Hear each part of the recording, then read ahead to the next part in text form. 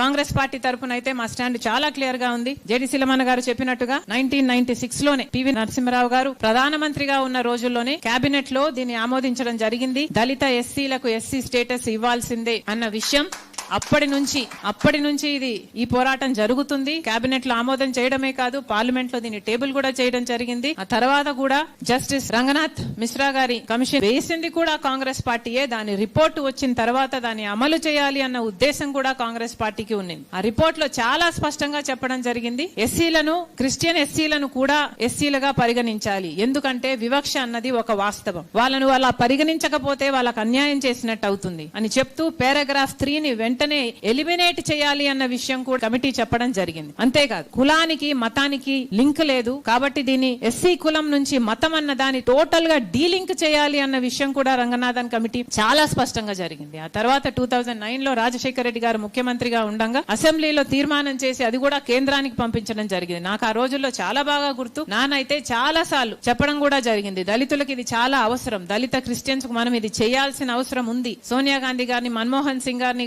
ఒప్పించి ఇది చేస్తాను అన్న నమ్మకం నాకుంది అని నాన్న నాతో చాలా సార్లు చెప్పారు. ఇది చెయ్యాలి, this issue is very very close to his heart. ఎందుకంటే నేను చూశాను, ఆయన మాట్లాడడం నేను విన్నాను కాబట్టి నేను చెప్పగలను. రాజశేఖర రెడ్డి గారు ఇది చాలా కోరుకున్న విషయం. రాజశేఖర రెడ్డి గారి బిడ్డగా ఈ రోజు మాటిస్తున్నాం, దళితుల పక్షాన రాజశేఖర రెడ్డి గారు ఎలాగైతే బాధ్యతగా ఫీల్ అయ్యి పోరాటం చేయాలనుకున్నారో రాజశేఖర రెడ్డి గారి బిడ్డగా నేను కూడా ఇది మోయడం మా బాధ్యత. Congress party will take it up. ఇది నిజంగా చేయాల్సిన అంశమే.